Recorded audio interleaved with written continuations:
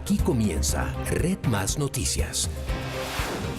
Muy buenas noches y bienvenidos. Entramos en materia de una vez con la información. Jaime Castro Mastrodoménico, juez cuarto de ejecución y penas de Barranquilla, concedió el 28 de diciembre la libertad condicional a Guido Nule. Hoy 2 funcionarios de la Fiscalía llegaron al despacho del togado para inspeccionar el proceso e iniciar la investigación.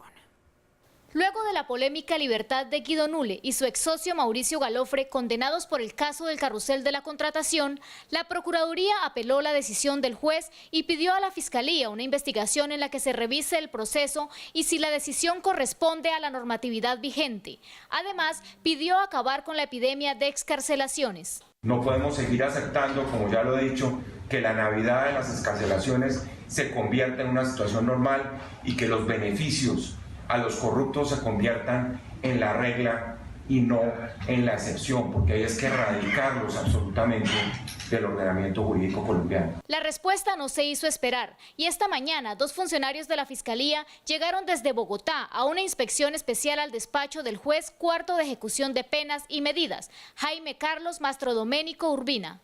El fiscal general se pronunciará cuando los investigadores emitan un concepto sobre los hallazgos en el despacho judicial.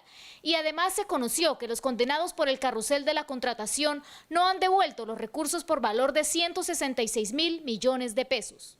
La alcaldía de Bogotá reveló que confía que los hermanos Nule le devuelvan a la ciudad cerca de 366.000 millones de pesos que los polémicos excontratistas apropiaron en el llamado carrusel de la contratación. En febrero, 2 demandas serán falladas por la justicia. El distrito espera que los hermanos Miguel, Manuel y Guido Nule indemnicen a Bogotá por el saqueo del que fue víctima en la ciudad durante la alcaldía del exalcalde Samuel Moreno. El distrito capital como víctima presenta 2 incidentes de reparación integral. Esto lo presenta ante el juzgado 38 y 36 por un total de 360.000 millones de pesos. Una de las demandas alcanza los 276.000 millones de pesos y tiene que ver con las irregularidades en la construcción de la troncal 26 de Transmilenio.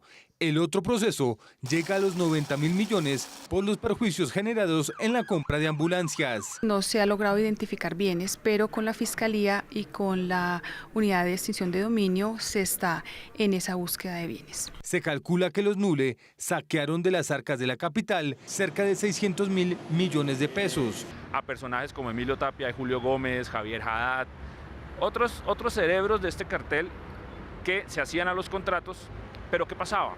Esta gente no tenía experiencia para ejecutar, entonces creaba fundaciones y con eso creaban todo un entramado de experiencia, pero lo que hacían era quedarse con los anticipos que les entregaba el distrito, subcontrataban con gente de más bajos capacidad económica. Por estos hechos fueron condenados los hermanos Samuel e Iván Moreno Rojas. Hay otros que no están, como Liliana Pardo, que obviamente recordemos fue directora del Instituto de Desarrollo Urbano, donde más plata se perdió por obras de infraestructura, y obviamente esta señora pues tengo entendido que tiene circular roja de Interpol. Este 1 de febrero, el juzgado 36 decidirá si dejan firme las demandas interpuestas por el distrito.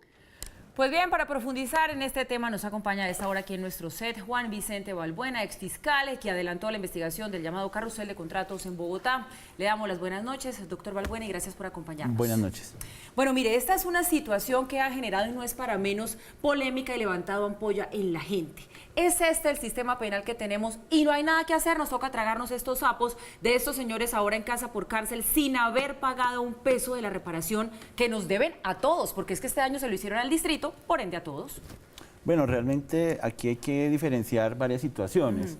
En primer lugar, pues definitivamente hay unas calidades que tienen las personas por las cuales deben obtener algunos beneficios en la medida que van cumpliendo las penas. Es decir, son personas que han sido condenadas, pero nuestro sistema penitenciario es un sistema que permite la resocialización y la reincorporación de las personas. Así que a medida que vayan cumpliendo ciertas etapas de sus penas, hayan estudiado, trabajado, etcétera, van sumando eso en cantidad de pena y van obteniendo beneficios. Pero de otro lado también hay que tener en cuenta la colaboración que han tenido al menos las personas que han salido últimamente con beneficios, el señor Nule y el señor Tapia, con la justicia, porque han permitido o permitieron en su momento avanzar en otras personas y en otros procesos que seguramente no se conocerían si ellos no hubieran colaborado. Lo que ocurre aquí es que definitivamente nuestro sistema legal tiene previsto una cantidad de beneficios para las personas que colaboran y beneficios para las personas que están privadas de la libertad y de cierta manera van cumpliendo etapas en sus procesos de cumplimiento de pena. Ahora, paralelamente a esto, pues está el tema del dinero. Nosotros en su momento tuvimos la precaución de que cada proceso que se abriera en el carrusel de la contratación tuviera un proceso espejo de extinción de dominio. Es decir, existen una cantidad de bienes que se encuentran embargados de estas personas, de los miembros del Grupo Nule, del señor Emilio Tapia y de otros, que en algún momento podrán garantizar, no sé en qué medida, pero en bastante medida, el pago de indemnización de perjuicios. Doctor Balbuena, pero mire este caso. Interbolsa, Rodrigo Jaramillo, en la casa. Tomás Jaramillo, en la casa. Juan Carlos Ortiz, en la casa. ¿Sacrificar la justicia para qué? ¿Ustedes no piensan que la opinión pública está pidiendo otra cosa? Bueno, definitivamente hay que tener cuidado con esto. En definitiva, hay que tener sanciones serias, tener sanciones graves. Las personas tienen que cumplir de una manera, digamos así, profunda y sistemática sus penas. Sin embargo, también hay que tener un equilibrio frente a la colaboración que han tenido las personas.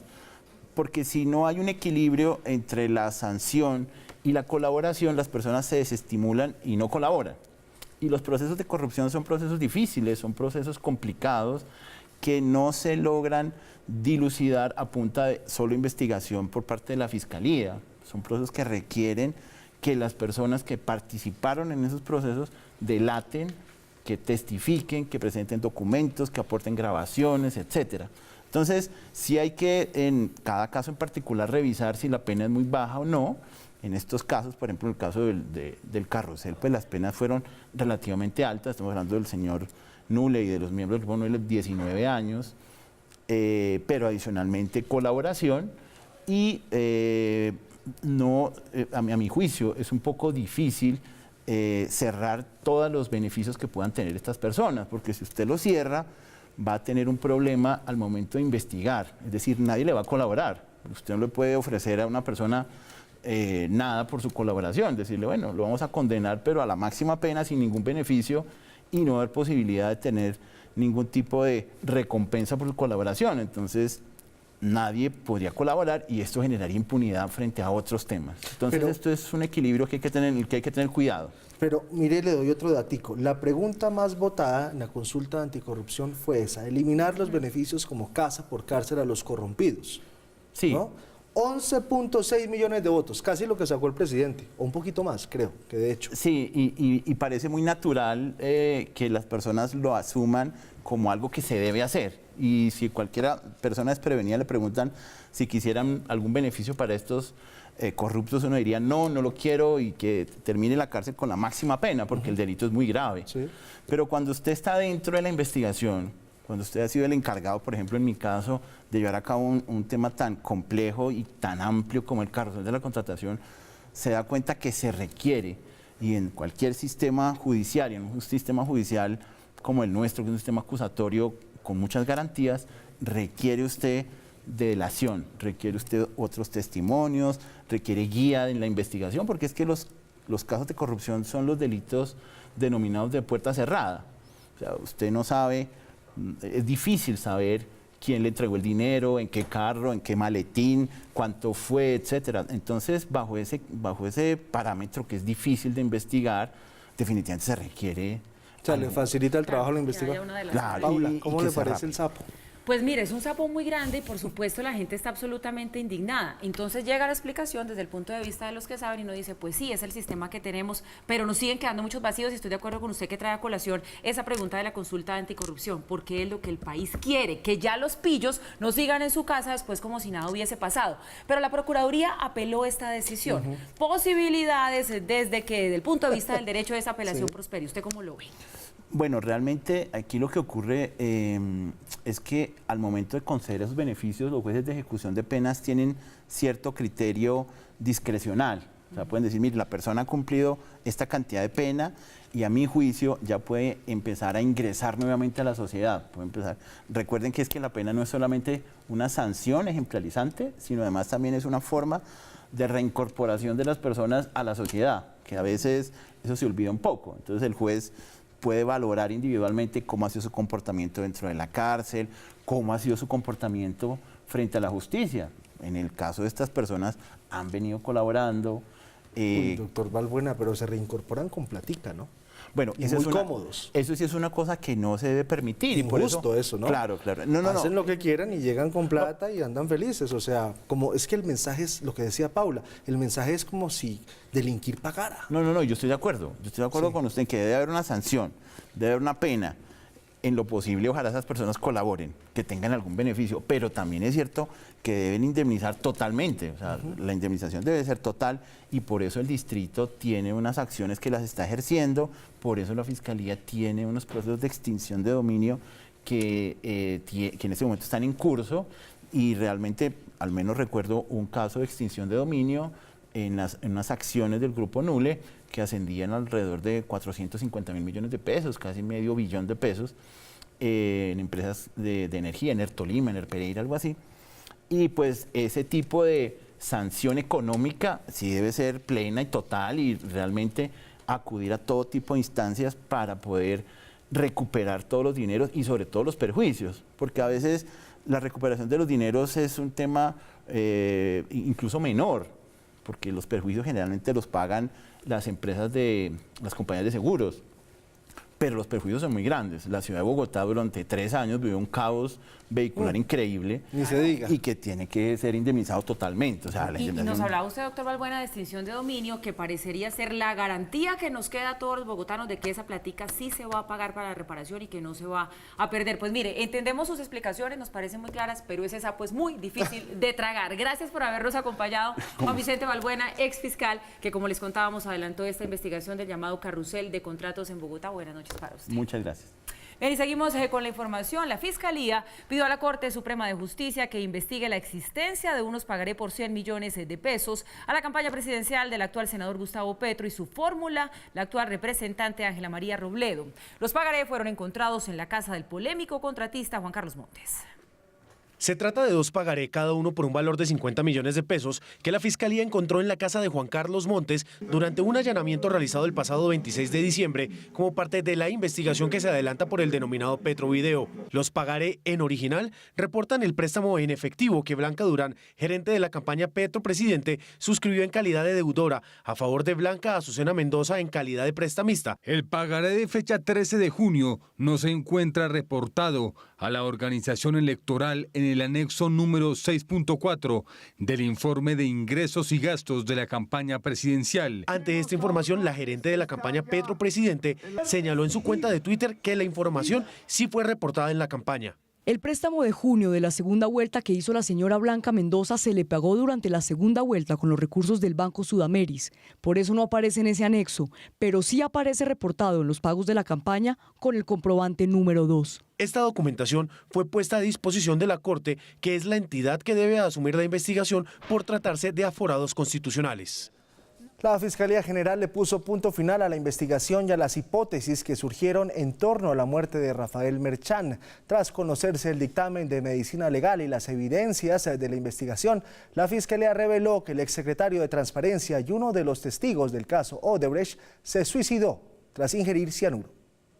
Son varias evidencias como videos y testimonios los que llevaron a concluir que Rafael Merchán se quitó la vida. Sale finalmente del edificio y vean ustedes, toma la puerta y sale en el sentido norte-sur, caminando. A las 8:47 de la mañana, el doctor Merchán llega a una empresa de químicos del centro de Bogotá, sobre la avenida Caracas. Allí compra 1 kilo de cianuro.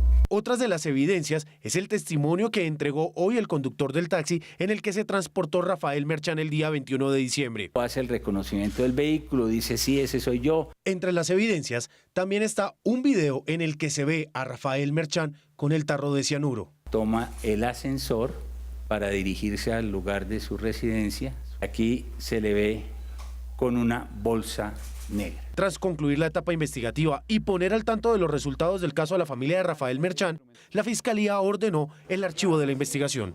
Yo creo que ha llegado la hora de ponerle punto final a la venta libre de cianuro en Colombia.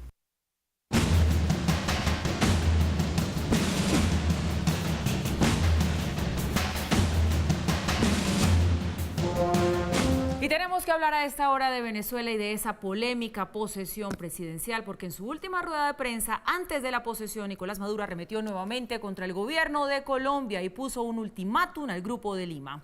Vamos a esta hora con Caracas, con nuestro corresponsal Jorge Luis Pérez Valeri, para que nos cuente cómo está el ambiente antes de esta investidura en Venezuela. Buenas noches, Jorge Luis. Buenas noches, compañeros. Horas de mucha expectativa aquí en Caracas previo a esta polémica toma de posesión que no reconoce la Asamblea Nacional, que no reconocen varios gobiernos de la región, pero que el presidente Nicolás Maduro insiste en llevar a cabo, llueve, truene o relampaguee, según sus palabras. En esta última presentación ante los medios internacionales, Maduro ha arremetido fuertemente en contra del gobierno colombiano, al que llamó el enemigo número 1 de Venezuela en el mundo. Nicolás Maduro concluye este 10 de enero el periodo presidencial que comenzó en 2013, cuando murió Hugo Chávez. Iniciará un nuevo mandato en el que la relación con Colombia no prevé mejorar. El gobierno de Colombia es el mayor enemigo que tiene Venezuela hoy sobre la faz de esta tierra. Maduro se declaró indignado por la declaración de los países del Grupo de Lima, del que es parte Colombia. Lanzó un ultimátum en rechazo al exhorto que, entre varias exigencias, le pide al mandatario apartarse de la presidencia. Le exigimos una rectificación de sus posiciones sobre Venezuela en 48 horas o el gobierno de Venezuela tomará las más urgentes y crudas medidas diplomáticas. La advertencia la centró en un punto en particular. El documento del grupo apoya a la República de Guyana en el diferendo territorial que mantiene con Venezuela. Porque se pretende modificar los límites marítimos y territoriales de Venezuela. Que Colombia entonces nos quitó esa parte del mar territorial y se la regala a Guyana, gratis pues, es gratis. Indignación nacional es lo que han causado. No dejó de vincular a sus contrarios con un supuesto plan golpista del que sería parte Colombia y Estados Unidos. Sin embargo, dijo que quiere diálogo, incluso con el gobierno de Donald Trump. Eso sería un milagro, le pido a Dios. Trabajaré toda mi vida por una relación de diálogo y respeto con el gobierno de los Estados Unidos de Norteamérica. Negó ser un dictador. De manera irónica, aseveró que tal denominación le honra. Maduro es un dictador, lo ha dicho Donald Trump en el Congreso de Estados Unidos. He tenido el honor de que se me confiera ese rango desde la ONU y desde el propio Congreso de Estados Unidos. Insistió una vez más sobre la supuesta conspiración en marcha que advirtió no detendrá su juramentación este jueves. Han querido convertir una juramentación constitucional, protocolar, formal, en una guerra mundial. Llueva, truene y relampaguee, vamos a volver a triunfar y en Venezuela va a volver a triunfar la paz, la tranquilidad, la constitucionalidad. El Tribunal Supremo de Justicia, dominado por el oficialismo, será la institución encargada de tomar el juramento que hará Nicolás Maduro para gobernar a Venezuela hasta el 2025. Son pocos los mandatarios de la región que han confirmado su asistencia a esta juramentación. Por lo pronto, los aliados más cercanos a Venezuela, entre ellos Bolivia, Cuba, El Salvador, y se esperaba también la confirmación de Nicaragua. Es la información desde Caracas. Volvemos con ustedes a Bogotá. Muchas gracias, Jorge. Pero a pesar del rechazo internacional, Nicolás Maduro se prepara para juramentarse mañana, acompañado de sus principales aliados, los mandatarios Evo Morales de Bolivia, Miguel Díaz-Canel de Cuba, Daniel Ortega de Nicaragua y Salvador Sánchez Serén de El Salvador. Estarán mañana junto a Maduro también delegaciones de otros países, entre ellos México, Turquía, China y Rusia. También asistirán a la polémica ceremonia que se llevará a cabo en la sede del Tribunal Supremo de Justicia. Entre tanto, la Iglesia Católica y la oposición insistieron en desconocer este segundo mandato de Nicolás Maduro. Representantes de la Conferencia Episcopal Venezolana calificaron como ilegítima la segunda juramentación del mandatario. Líderes de la oposición, como Julio Borges y María Corina Machado, hicieron un llamado a los militares para que desconozcan a Maduro, mientras que la fiscal destituida Luisa Ortega pidió a los venezolanos que salgan a las calles para expresar su rechazo al régimen. La comunidad internacional siguió expresando su rechazo al segundo mandato de Nicolás Maduro. A través de una conversación telefónica, el presidente del Parlamento Europeo le ratificó su respaldo al jefe de la Asamblea Nacional. Entre tanto, a la Organización de Estados Americanos, OEA, hará mañana una sesión extraordinaria en la que se espera un fuerte pronunciamiento en contra de Nicolás Maduro. Y también hay que decir que Maduro comenzará su segundo mandato en medio de una fuerte crisis económica allí en Venezuela. Este miércoles la Comisión de Finanzas de la Asamblea Nacional reveló que la inflación en este país durante 2018 fue superior a 1.600.000%. El organismo advirtió que la emisión descontrolada de billetes más la escasez de alimentos podría provocar que al final de este año la inflación sea superior a 10 millones%. Quisiéramos que no fuera así, Giovanni, poder decirle al mundo que no hay un nuevo periodo de Nicolás Maduro, pero todo parece que va, porque va. Y amenaza a Nicolás Maduro con unas medidas que él llama crudas y enérgicas, específicamente hacia el Grupo de Lima, si no se retracta, que no creo que se vaya a retractar. ¿Cuáles podrían ser esas medidas? Porque hay que decir que es importante que a la decisión de desconocimiento de este mandato y de este presidente y de este gobierno del Grupo de Lima se haya sumado a la Unión Europea, le da mucho más peso porque lo aísla más, así él siga teniendo a sus mejores amigos de Turquía, de Rusia, de China. Bajito, expulsar a los embajadores. Eso es lo primero que puede hacer. Eso es lo primero que puede hacer y es lo único que tiene para hacer a su alcance inmediato, sacar a los embajadores del Grupo de Lima, llamar a consultas a sus embajadores en los países y reducirse simplemente al ámbito consular, que es la atención básica con los nacionales venezolanos que están siendo atendidos en esos países, que de hecho es una manera fácil de quitarse de encima el problema de los inmigrantes. Pero hay otra situación más delicada, Paula, y es que ya está diciendo Nicolás Maduro que el principal enemigo de Venezuela sobre la faz de la tierra es el gobierno colombiano. Tremendo chicharrón el que se le viene al presidente Iván Duque con lo que va a pasar mañana con Venezuela. Recuerden que es un gobierno totalmente aislado, que tiene unos apoyos importantes del otro lado del planeta que pueden ser algo geoestratégicamente relevantes en la región, pero él tiene de su lado las fuerzas militares. Esta tarde María Corina Machado hacía un llamado a la fuerza pública venezolana, a las fuerzas militares, para que no reconocieran a Maduro. Pero ya reconocieron a Maduro, ya le juraron lealtad, lo veíamos ayer en una nota, luego seguirá igual el régimen. Extraña que hoy en Caracas las calles estén vacías, la gente no está protestando, la gente no está diciendo nada por una simple y sencilla razón. Ya se cansaron, ya no vieron otras alternativas y tendrán que calarse el segundo gobierno de Maduro. Para nosotros los colombianos, el problema de la migración y la amenaza constante de una escaramuza que uno no sabe cómo arranque y peor aún, cómo termine. En otras noticias, los organismos de socorro de Buenaventura buscan desesperadamente a una niña de 5 años quien fue arrastrada por una corriente hasta la red de alcantarillado. El tubo por el que se fue no tenía rejilla de seguridad. Las últimas 24 horas han sido las más duras para la familia de Mayra Quiro Chochó, una pequeña de 5 años quien luego de un fuerte aguacero fue arrastrada por la corriente de agua cayendo en una red de alcantarillado del sector. En el barrio Las Palmas de Buenaventura, Egidia Chochó, madre de la menor, afirma que la niña se encontraba jugando con un primo cuando perdieron el rastro. Aquí estaban jugando con el otro varoncito, con este que estaba jugando aquí él. Los vecinos, al saber el caso, iniciaron la búsqueda de la menor sin resultados positivos. Estas labores se suspendieron al caer la noche.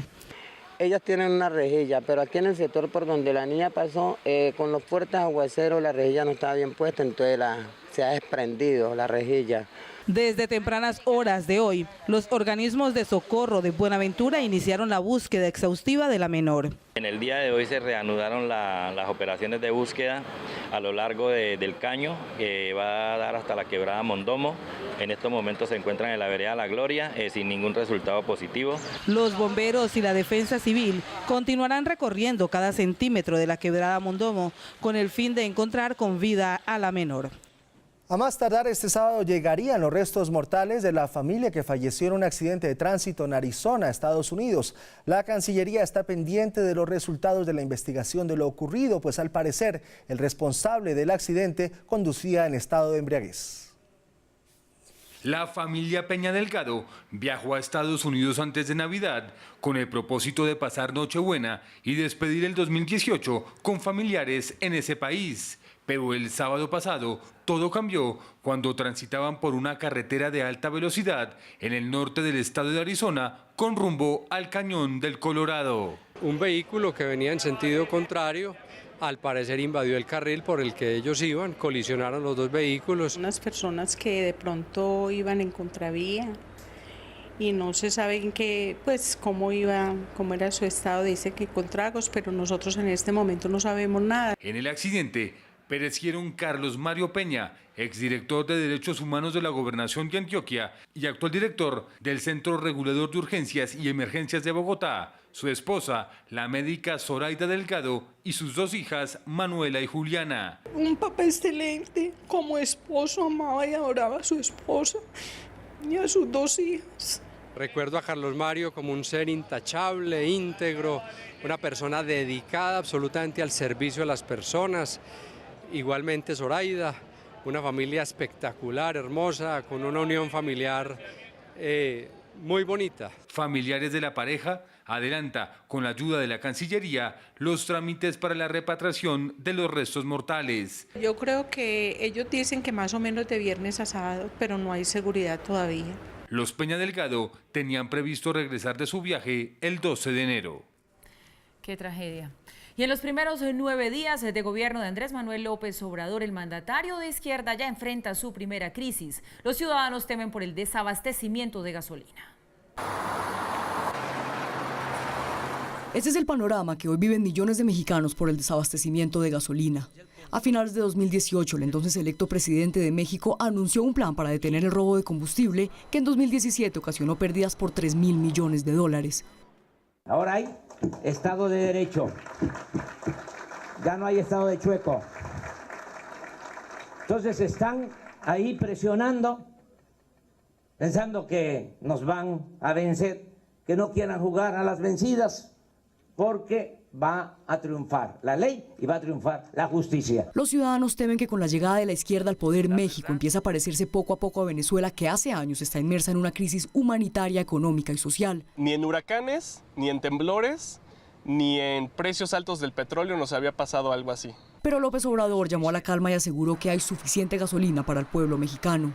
Estamos cambiando todo el sistema de distribución, por eso en algunos puntos se ha padecido de desabasto, pero tiende a la normalidad. México lleva 3 días sin gasolina y, a diferencia de lo dicho por López Obrador, cada vez son más las estaciones de servicio que se quedan sin combustible, afectando a millones de ciudadanos que utilizan sus vehículos como medio de transporte o como sustento económico.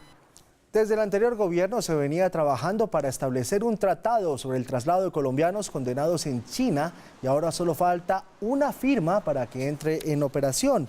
Aún no se sabe el número de repatriados, pero en principio se haría por razones humanitarias, aquellos que ya tienen enfermedades terminales, lo que implica revisión por cada caso. Así lo anunció el canciller Carlos Holmes Trujillo.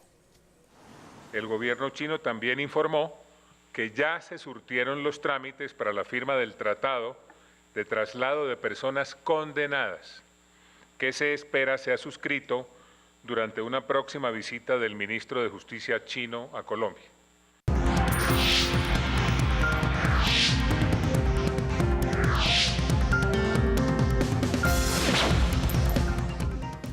El presidente Iván Duque pasó revista a las obras del túnel de la línea que se encuentran paralizadas y anunció que ya están asegurados los recursos para poder finalizar esta mega obra.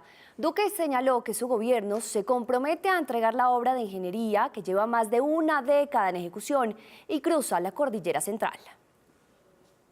Conseguimos inicialmente 600.000 millones de pesos que nos permitían restablecer las obras y avanzar con el megatúnel que lo acabamos de cruzar. ¿Cuál es la meta que nosotros tenemos? Que todo el conjunto de la obra que conecta Cajamarca y Calarcá pueda estar terminado para diciembre del año 2020. Pero esperamos que el megatúnel esté terminado con la ayuda de Dios, con el apoyo de estos héroes que están trabajando día y noche tenerlo en mayo del 2020. Y el Banco Mundial advirtió la necesidad de prepararse para las tormentas que se vienen en 2019 en materia económica por la incertidumbre internacional y presentó sus pronósticos para este año. Sobre Colombia dijo que le espera un crecimiento de 3.3%. El Banco Mundial señala en Global Economic Prospect que Colombia crecerá 3,3% en 2019. Sobre el año que acaba de pasar, mantiene 2,7%. El dinamismo de las grandes economías como Estados Unidos, Japón o la zona euro será de 2% este año, un poco menor a la que se esperaba antes.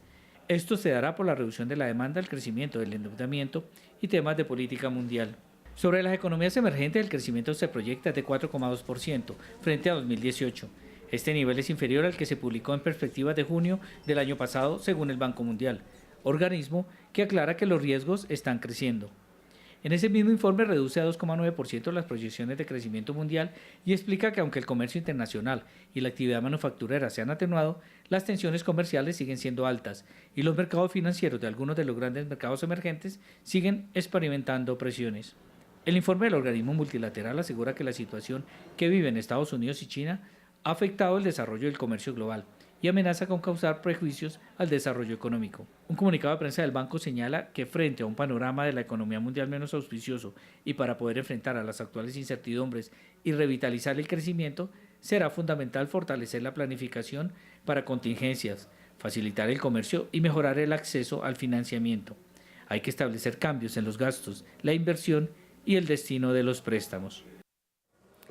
Los anuncios desde Washington y Beijing que confirman un acercamiento entre los gobiernos de Estados Unidos y China hacen subir los precios del petróleo. Los mercados muestran que el acercamiento de los últimos días y el anuncio de bajarle el tono a la disputa comercial aumentó el precio del crudo en 2% en los últimos 2 días. Hoy el Brent llegó a $60 el barril y el WTI superó los $50. También contribuye el recorte anunciado por la OPEP y Rusia.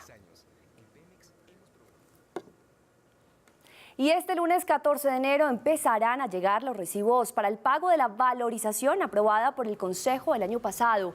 El Instituto de Desarrollo Urbano, IDU, explicó que ha notificado el cobro a 300 ciudadanos que así lo solicitaron para calcular sus finanzas de principio de año.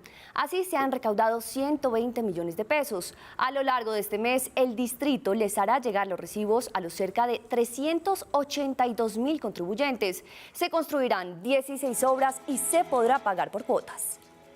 Estamos ya de vuelta y nuestro tema ahora es la fiesta taurina, que ha sido noticia durante el día por la polémica que se ha desatado en Medellín. Que sí hay feria taurina, que ya no hay, habían publicado cartel y todo. Paola, ¿qué fue lo que pasó? Pues justamente hoy nuevamente se abre esta discusión y como usted lo dice, en Medellín particularmente crece la polémica por la cancelación de las actividades taurinas programadas para la ciudad. Expertos y aficionados rechazaron esta determinación. El alcalde de Medellín, Federico Gutiérrez, anunció que no habrá temporada taurina en la ciudad luego de que la empresa mexicana Casa Toreros informara a la comunidad las actividades de la fiesta brava que estaban programadas. Se han sostenido reuniones con los socios y ya el operador ha desistido arrendar el escenario para dicha actividad. Según el mandatario de la empresa The Group, dueña del 51% de la participación del Centro de Eventos La Macarena, desistió de alquilar el espacio a la sociedad mexicana Casa Toreros. Expertos en actividades taurinas rechazaron la decisión y manifestaron sentirse indignados en temas de inclusión. Entendemos que hay personas que no les gusta la tauromaquia, pero también somos muchos los aficionados a los toros. Es un espectáculo que genera también trabajo. Aficionados de la fiesta brava también se unieron al rechazo de los expertos y calificaron el hecho como desafortunado. Estamos muy tristes y obviamente lamentándonos por el anuncio del alcalde con respecto a la feria. Nos parece desafortunada pues la decisión que tomó. Creemos que en cierta parte estamos discriminados, pero estamos viendo qué posición tomamos toda la afición taurina, que es grande en esta ciudad. El mandatario local también manifestó su desacuerdo por la medida que había tomado Casa Toreros de permitir el ingreso de manera gratuita a los niños en los eventos taurinos. Pues ahí empiezan las inquietudes y las preguntas. ¿Los niños pueden ingresar a este tipo de espectáculos si todavía continúan? ¿Ese sector es suficientemente robusto para que todavía se hable de plazas llenas? ¿Será que los animalistas son más fuertes? Giovanni, ¿usted qué dice? Yo creo que no son tan robustos. Si ya están diciendo que los niños entren es para adoctrinarlos. Claro. No, Desde chiquitos meterles la fiesta brava. No es robusto. Es más, esa fiesta se está acabando. La de Bogotá, yo estuve el año pasado en la de Bogotá, que fue la última que fui, porque mi hija me hizo prometerle que no volvía y me toca cumplir. Puro público mayor de 60 años, muy poco joven. Esa fiesta se está acabando. Y con esto de Medellín, chao. Es que lo que está pasando en Medellín, siento yo, es la respuesta a la presión social. Sí, entonces ya los alcaldes están empezando a escuchar lo que la gente quiere y es la tendencia en el mundo. La fiesta taurina se está acabando. Claro, que hay otro lado de la moneda en el que hay que pensar y es el empleo que genera, bueno, y todo lo demás que se mueve alrededor, pues hay que tenerlo muy en cuenta. Que sí me parece que no está bien en este caso, que sí el alcalde tomó la decisión ya muy encima cuando había cartel anunciado y todo. No sé si esto debe haberse dicho antes. Debió haberse dicho antes, yo creo, además porque es una decisión que discrimina un poco. Mire que Bogotá lo está haciendo y poco a poco se está muriendo la fiesta brava. Medellín no tenía que romperla así de tajo. Yo creo que, porque no es ilegal. Gústenos o no nos guste, la fiesta brava en este momento no es. Que no cuelguen el cartel. Entonces, antes del cartel, que ahí sí la plaza. Pero justamente hoy, en su defensa, el alcalde de Medellín, Federico Gutiérrez, dijo: no se ha vendido nada, todo está quieto, sí se había publicado, pero la alcaldía tomó esta decisión. Nosotros somos unos socios minoritarios y ya que se tome la decisión para acabar el cartel, eso ya no tenemos nosotros. Nosotros decimos, no vamos con la tauromaquia, no nos gusta ese tema. Estratégicamente tiene toda la razón, Paula. Lo hizo tarde, sobre el humo, y eso le resta mucha credibilidad. Y llegamos así al final de esta emisión. No olviden mañana aquí en nuestro canal desde las 6 de la mañana toda la información y las noticias con Darío Arismendi, Juan Lozano y todo el equipo periodístico que hace parte de esta alianza informativa de Caracol Radio y Red Más Noticias. Lo mejor de la radio y lo mejor de la televisión. Que descansen y nos vemos mañana.